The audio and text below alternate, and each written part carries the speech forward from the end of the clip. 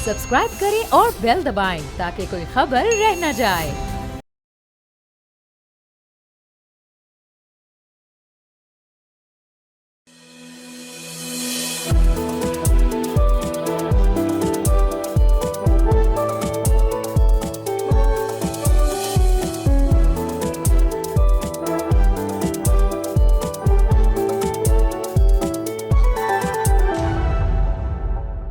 बिस्मिल्लाहिर्रहमानिर्रहीम। अस्सलाम वालेकुम नाज़रीन, प्रोग्राम फ्रंट पेज के साथ मैं हूँ मुइज़्ज़ुर रहमान।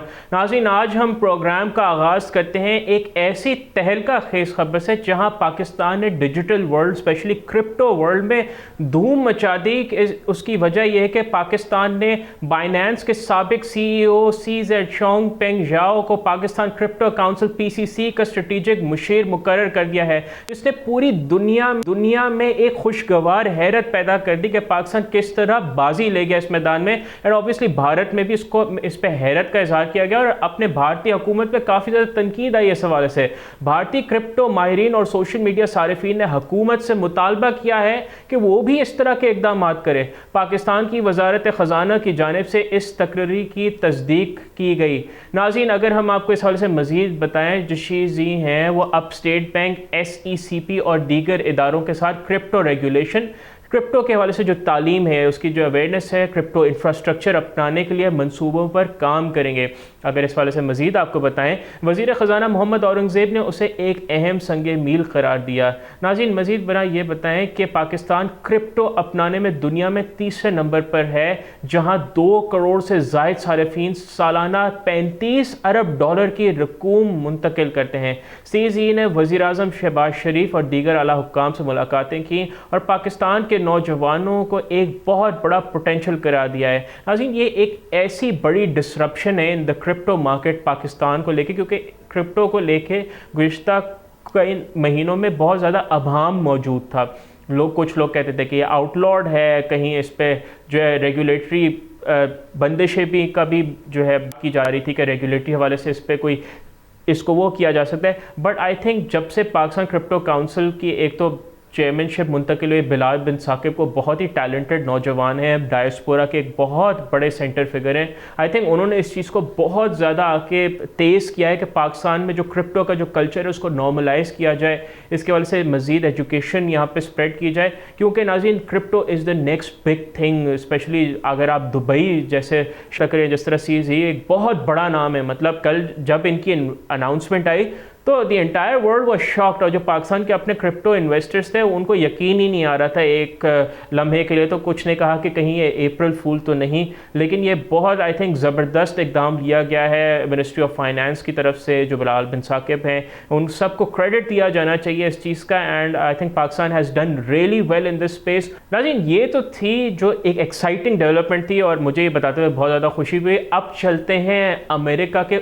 उस एक छींक का जिसका पूरा नज़ला दुनिया पे गिर रहा है। अगर हम मार्केट्स की बात करें तो वॉल स्ट्रीट पर एक और गैर यकीनी और मंदी के दिन का इख्तिताम हुआ, जहां पे जो अमेरिकन स्टॉक मार्केट्स हैं वहां पे भूचाल का जो एक तसलसल बरकरार रहा, मंदी का शिकार रही, क्योंकि जो इन्वेस्टर्स हैं वो अमेरिकी सदर डोनाल्ड ट्रंप की जो नई टैरिफ पॉलिसीज़ हैं उनको समझने की कोशिश करते नजर आए, लेकिन अभी तक नज़र यही है वो समझने से कासिर है। कोई भी नाज़रीन नॉर्मल आदमी को समझ नहीं आ रहा कि डोनाल्ड ट्रंप आखिरकार चाहते क्या हैं। अगर हम नाज़रीन डाउ जोन्स की बात करें तो उसके इंडेक्स में तकरीबन 0.9% की कमी वाक़ई हुई, जबकि जो S&P 500 इंडेक्स है वो 0.23% नीचे आया। नाज़रीन, ये जो S&P की अगर हम बात करें 2022 के बाद पहला लम्हा था कि S&P 500 इंडेक्स नेगेटिव ट्रेजेक्टरी में आया, अगर जो बाद में उसने रिकवरी किया 3 ट्रिलियन की उसके अंदर गई। और नाज़रीन, ये वो तीसरा वो मुसलसल दिन था जहां अमेरिकन मार्केट्स गिरावट का शिकार रहीं। अब अगर हम नेस्डेक की बात करें तो उसके जो कॉम्पोजिट में मामूली 0.099% में इजाफा हुआ,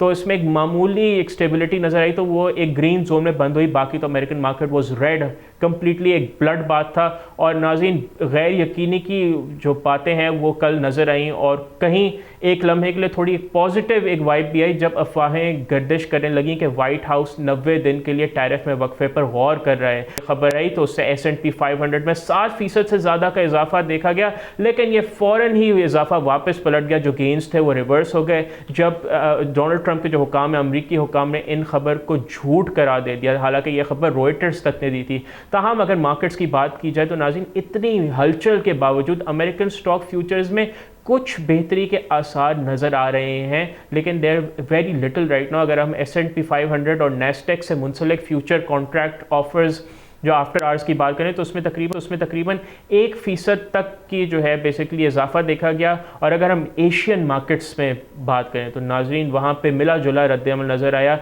जो जापान का जो निक्केई इंडेक्स है, वहाँ का जो निक्केई 225 इंडेक्स है, उसमें तकरीबन 6% का इजाफा देखा गया। हांगकांग का जो हैंग सेंग इंडेक्स है उसमें 2.3% का इजाफा देखा गया। जनूबी कोरिया का जो सिपी और ऑस्ट्रेलिया का ASX 200 इंडेक्स है उसमें भी तकरीबन 1.5% का इजाफा देखा गया।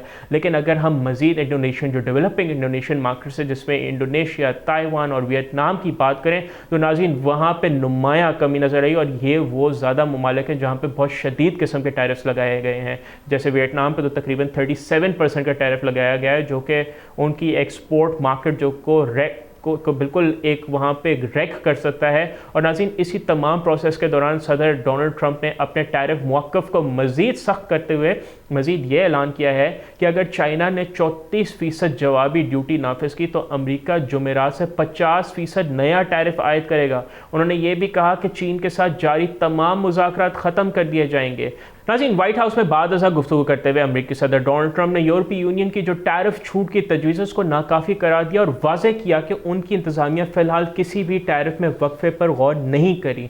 चाइना की जो वज़ीर तजारत है उसने उस पर सख्त रद्द-ए-अमल दिया और सदर डोनाल्ड ट्रंप की धमकियों को गलती पर गलती करार दिया। उनके तर्जुमान ने कहा कि अगर अमेरिका अपनी ज़िद पर कायम रहा तो चीन आखिर तक मुकाबला करेगा। और इस दौरान अमेरिकन कस्टम हुक्काम ने इतवार से 10% बुनियादी टैरिफ नाफिज करना शुरू कर दिया है। और नाज़रीन बुध के दिन से 11% से टावरिंग 50% तक की बुलंद शरह के साथ टैरिफ लागू किए जा रहे हैं। अगर हम चाइना की मजीद बात करें जो अमेरिका का तीसरा बड़ा तजारती शराकतदार है, 34% टैरिफ का सामना कर रहा है, जबकि यूरोपीय यूनियन, जापान, जनूबी कोरिया जैसे करीबी इत्तहादी भी 20 से 25% टैरिफ की जद में आ चुके हैं।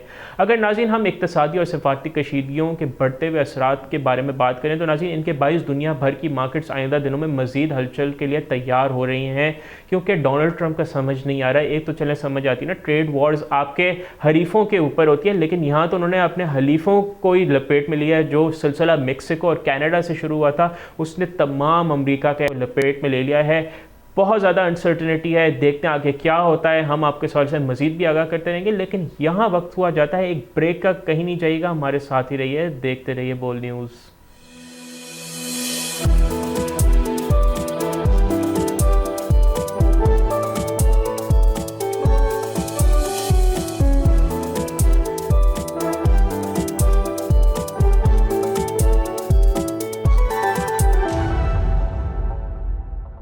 नाज़रीन welcome back to front page. Break से पहले हमने बात की जो पाकिस्तान एक बहुत ही एक्साइटिंग डेवलपमेंट हुई है क्रिप्टो वर्ल्ड में, स्पेशली पाकिस्तान का जो क्रिप्टो इकोसिस्टम है। This will go a long way in harnessing जो हमारा क्रिप्टो पोटेंशियल है। और जो नाज़रीन दुनिया में डोनाल्ड ट्रंप के टैरिफ्स को लेके भौचाल जो मार्केट्स में आया हुआ है, कहीं ना कहीं कुछ स्टेबिलिटी आई, लेकिन कहीं अभी भी शदीद मंदी मौजूद है। अब हम बात करते हैं कि बाकी अब दुनिया क्या सोच रही है कि ये जो टैरिफ के जो मामलात हैं इससे कैसे निपटा जाए। जैसे कहीं ना कहीं जवाबी टैरिफ्स लगाए गए हैं, लेकिन कहीं ना कहीं मुज़ाकरात या बातचीत पर भी बात हो रही है। अब यूरोपीय यूनियन ने कहा है कि वो टैरिफ से जो तजारती मुआहदे के हवाले से वो बातचीत करने के लिए आमादा है, और उसका इशारा भी उन्होंने दिया है। लेकिन उन्होंने साथ ही साथ ये वाज़े कर दिया है कि अगर ज़रूरत पड़ी तो वो जवाबी कार्रवाई के लिए भी अमेरिका को तैयार रहना चाहिए और रेसिप्रोकल टैरिफ्स के लिए भी ज़रूर तैयार रहना चाहिए। यूरोपीय ब्लॉक के जो तजारती वुज़रा हैं उन्होंने पीक के रोज़ लग्जमबर्ग में मुलाकात की ताकि अमेरिकन स्टील और एलुमिनियम पर आयद टैरिफ के जवाब में लाए अमल तय किया जा सके। अक्सर ममालिक का इत्तफाक था कि तरजीह मुज़ाकरात को देनी चाहिए ताकि मुकम्मल तजारती जंग से बचा जा सके, क्योंकि नाज़रीन जो कोविड में जो सब मसले आए थे, जो एक तजारती जंग तो नहीं थी लेकिन वो सप्लाई चेन डिसरप्शंस थी, वो आज तक दुनिया उससे निमट रही है। तो ये और ज़्यादा डेट्रीमेंटल हो सकते हैं ग्लोबल इकोनॉमी के लिए, और उसके आसार वाज़े हैं। मज़ीद आपको इस मुलाकात के बारे में नाज़रीन बताएं तो यूरोपीय यूनियन के तजारती कमिश्नर मारोश शेविचोविच ने बताया कि जवाबी इक़दामात की फहरिस्त पर काम जारी है, लेकिन यहाँ पर मुमकिन है कि 26 अरब यूरो के जो असल हदफ जो है उससे कम हो। जब स्टील, एलुमिनियम और उससे मुताल्लिक मसनूआत की बात होती है तो ये तकरीबन 26 अरब यूरो बनते हैं नाज़रीन। अगर हम मज़ीद इस हवाले से बात करें तो उन्होंने मज़ीद कहा कि वो आज रात फ़हरिस्त को हतमी शक्ल दे देंगे, लेकिन नाज़रीन उन्होंने ये कहा कि मैं ये बता सकता हूँ कि ये मुकम्मल 26 अरब यूरो तक नहीं जाएगी, क्योंकि हमने रुकन ममालिक जो अरकान है यूरोपीय यूनियन के, उनकी राय को बहुत गौर से सुना है। शेवचेविच ने कहा कि इससे कबल यूरोपीय कमिश्नर की सदर जो Ursula von der Leyen ने यह भी कहा था कि यूरोपीय यूनियन सनती मसनूआत पर 0 for 0 टैरिफ मुआहदे पर बातचीत के लिए तैयार है। ताहम ब्लॉक ने, जो यूरोपीय यूनियन का ब्लॉक है, उसने तस्दीक ये की है कि वो आइंदा हफ्ते से मुंतखब अमरीकी मसनूआत पर जवाबी टैरिफ्स लगाना शुरू करेगा। शेवचेविच ने न्यूज़ कॉन्फ्रेंस में कहा, जल्द या बदीर हम अमरीका के साथ मुज़ाकरात की मेज़ पर बैठेंगे और एक बाहिमी काबिल कबूल समझौता तलाश करेंगे। यूरोपीय यूनियन की जानिब से अमरीकी अशिया पर पहले मरहले के टैरिफ 15 अप्रैल से लागू होंगे, जबकि दूसरा मरहला 15 मई को नाफिज किया जाएगा। हाँ जी, ये सब कुछ अमरीका की जानिब से यूरोपीय स्टील और एलुमिनियम पर आए ड्यूटी के जवाब में हो रहा है। और ऑब्वियसली नाज़रीन को इस सेगमेंट के इब्तदाइये में बताया है कि जहां मुज़ाकरात की बात की जा रही है वहां पे जवाबी टैरिफ्स और कशीदगी का इम्कान मौजूद है, और काफ़ी ज़्यादा इस वक्त बढ़ा हुआ इम्कान है। अगर नाज़रीन हम बात करें, अगरचे यूरोपीय यूनियन का रवैया फ़िलहाल तो मोतदल है, लेकिन जो एक ब्लॉक है, जो अभी जिनके लग्जमबर्ग में मुलाकात हुई, मिनिस्टर्स ब्लॉक जो मिनिस्टर्स फॉर ट्रेड है, उन्होंने अमरीका को मुतनब्बे किया है कि अगर ज़रूरत पड़ी तो वह कार्रवाई मज़ीद सख्त कर सकता है। शेवचेविच ने यहाँ कहा कि यूरोपीय यूनियन एंटी कोरिजन यानी इंस्ट्रूमेंट इस्तेमाल कर सकती है, एंटी कोरिजन इंस्ट्रूमेंट्स यानी जिससे अमरीकी कंपनीज़ को यूरोपीय सरकारी ठेके जो है, सरकारी कॉन्ट्रैक्ट्स है, वहाँ पर रसाई से रोका जा सकता है या अमरीकी खिदमात को निशाना बनाया जा सकता है। लेकिन अभी फ़िलहाल इस बात पर तमाम यूरोपीय ममालिक मुत्तफिक नहीं हैं। अगर हम मज़ीद बात करें, जो इस पूरे मिनिस्ट्रियल ब्लॉक का हिस्सा है ममालिक, आयरलैंड के वज़ीर ख़ारजा साइमन हैरिस ने कहा कि न्यूक्लियर ACI ऑप्शन को उन्होंने करा दिया, ACI को एक न्यूक्लियर ऑप्शन करा दिया है, और कहा है कि ज़्यादातर यूरोपीय ममालिक फ़िलहाल इस तरफ जाने के लिए तैयार नहीं है।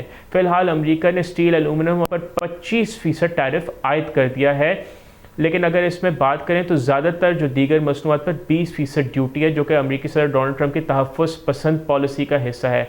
आदाद व शुमार की बात की जाए तो यूरोपीय यूनियन के पास अमरीका के मुकाबले में कम गुंजाइश है। 2024 में यूरोपीय यूनियन ने अमरीका से 334 अरब डॉलर की मसनूआत दरामद की, जबकि 532 अरब यूरो की बरामदात की। डच वज़ीर तजारत रेंटे क्लेयर ने एहतियात बरतने का मशवरा दिया है, और उन्होंने कहा है कि अगर फौरी रद्द अमल दिया तो मार्केट्स मज़ीद गैर मुस्तहकम हो सकती हैं। उनका मज़ीद कहना था कि हमें पुरसकून रहने की ज़रूरत है और ऐसा रद्द अमल देना होगा जो कशीदगी को कम करे।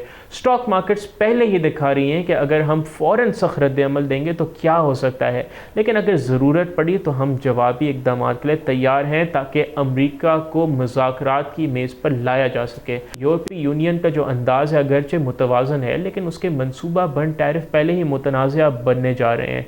अमरीकी सदर डोनाल्ड ट्रंप ने धमकी दी है कि अगर यूरोपीय यूनियन अमरीकी जो गुड्स हैं उस पर 50% ड्यूटी लगाता है तो वो यूरोपीय जो मशरूबात हैं, जो अमेरिकन बोर्बन जो बियर होती है, तो अगर उसके जवाब में 50% टैरिफ लगाता है तो अमेरिका उसके मुकाबले में यूरोपियन जो मशरूबात हैं उस पर 200% टैरिफ आयद करेगा।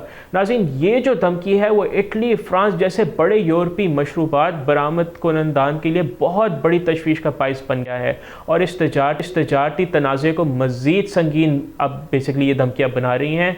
खैर नाज़रीन, अगर हम इख्तितामिया की तरफ चलें तो फ़िलहाल यूरोपीय यूनियन की तरजीह सिफारतकारी है, लेकिन वो अपने तिजारती हथियारों करीब रखे हुए हैं। मुज़ाकरात अभी मुमकिन हैं, लेकिन ख़तरात भी बहुत करीब हैं। नाज़रीन, गुज़िश्ता रोज़ भी जो हमने शो में बात की थी कि इसके जो अनसर्टिनिटी के बाकी दुनिया पे क्या इम्पैक्ट है, और इसके काफ़ी ज़्यादा शदीद इम्पैक्ट की तवक्को की जा रही है, क्योंकि यूरोप ऑलरेडी एक इकोनॉमिक ग्रोथ वहाँ पे काफ़ी ज़्यादा स्लोनेस है, एंड ऑब्वियसली इस वक्त जो दुनिया में अगर आप मामलात देखें, चाहे वो एशियन मार्केट्स देखें, चाइना के मामलात देखें, पाकिस्तान में भी इनफैक्ट आपने कल देखा किस तरह स्टॉक मार्केट क्रैश की, सर्किट ब्रेकर लगा, फिर अगरचे रिकवर की और आज मार्केट ने अच्छा परफॉर्म किया ऑब्वियसली। तो अनसर्टेनिटी मौजूद है, हर कोई तशवीश में मुब्तला है, किसी को कुछ समझ नहीं आ रहा। इवन जो अमेरिकन एक्सपर्ट्स हैं वहाँ पर रिसेशन के जो बेसिकली चांसेस हैं वो 60% से भी कुछ इशारियों के मुताबिक बढ़ गए हैं। तो इस वक्त अमेरिका में भी डोनाल्ड ट्रंप के जो इक़दाम हैं उस पर बहुत ज़्यादा तनकीद हो रही है, और यही बात हो रही है when America sneezes the entire world catches a flu. इस वक्त यही लग रहा है कि पूरी दुनिया पे इसका ये नज़ला गिरा है डोनाल्ड ट्रंप के। किस तरह के इक़दाम, इनको किस तरह डिस्क्राइब किया जाए, मतलब ये मुआशी लिहाज से भी एक बहुत इल थॉट प्रोसेस इनिशियली लगता है। लेकिन अब ऑब्वियसली मुज़ाकरात की बात हो रही है, यूरोपीय यूनियन आई थिंक मुतदिल तरीके से आगे चल रहा है, एंड आई थिंक वियतनाम ने भी कहा है कि they are open to dialogue with America. And अभी आपने देखा होगा कल मार्को रूबियो जो अमेरिकन वज़ीर ख़ारजा हैं, उनके डिप्टी वज़ीर आज़म और वज़ीर ख़ारजा पाकिस्तान इसहाक डार से भी टेलीफोनिक गुफ्तगू हुई, और उस पर ट्रेड के हवाले से बात हुई, मिनरल्स के हवाले से बात हुई। तो मिनरल्स इस वक्त डोनाल्ड ट्रंप की बड़ी फेवरेट चीज़ है यूक्रेन को लेकर। आपको याद होगा कि वो यूक्रेन में भी मिनरल्स पे काफ़ी ज़्यादा अट्रैक्ट हुए हैं। तो आई थिंक काफ़ी सारी चीज़ें हैं जिन पे बातचीत हो सकती है। ये जो एक क्राइसिस है टोटली मैन मेड, एक आदमी के बनाए हुए क्राइसिस जिसका पूरी दुनिया पे नज़ला गिर रहा है, इसको हल किया जा सकता है बेहतर अंदाज में, लेकिन उसके लिए डोनाल्ड ट्रंप के अंदर sense will have to be knocked in. Let's see क्या होता है। तो आज ये जो तमाम इकोनॉमिक मामलात हैं, स्पेशली जैसे हमने कल भी डिस्कस किया कि जो पाकिस्तान ये जो एक मैक्रो इकोनॉमिक हवाले से पाकिस्तान को थोड़ा सा फेवर करता है जब कमोडिटी, क्योंकि हमारी एक इम्पोर्ट लेड ग्रोथ इकोनॉमी है, तो वहाँ पे जब कमोडिटी प्राइसेस नीचे जाती हैं तो हमें ये मैक्रो इकोनॉमिक थोड़ी स्टेबिलिटी देता है।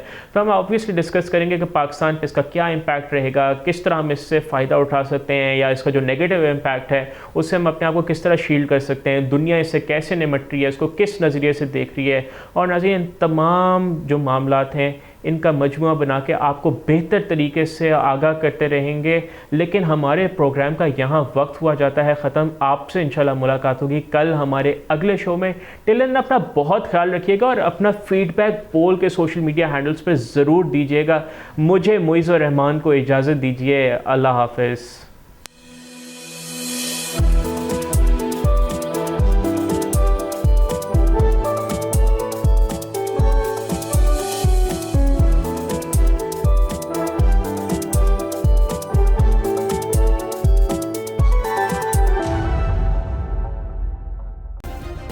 सब्सक्राइब करें और बेल दबाएं ताकि कोई खबर रह न जाए।